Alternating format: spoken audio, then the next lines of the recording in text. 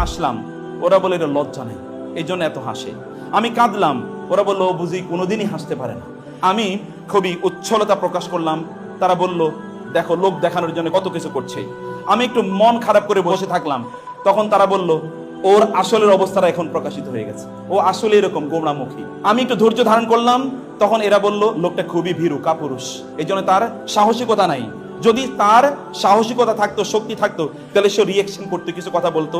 যখন আমি রিয়েকশন দেখালাম, আমি শক্তিমত্তা দেখালাম, তখন তারা বলল এই লোকটা আসলে দেখাতে চাচ্ছে যে তার অনেক অনেক কিছু আছে। আমি যখনই কোনো কিছু করতে যাই তখনই তার বিপক্ষে তারা কথাবার্তা বলে। তখন আমি বুঝতে পারলাম মানুষের সন্তুষ্টি এমন একটা জিনিস যেটি কখনো অর্জন করা যায় না, বরং আমাকে মানুষের সন্তুষ্টি অর্জন করার এই প্রতিযোগিতা বাদ দিয়ে আমাকে আমার নিজের কল্যাণের জন্য, নিজের কন্ট্রিবিউশনের জন্য, নিজের পজিটিভ চেঞ্জের জন্য আমার চিন্তা করা দরকার। মানুষ কি বলছে না বলছে এদিকে আমার তাকানোর প্রয়োজন নেই।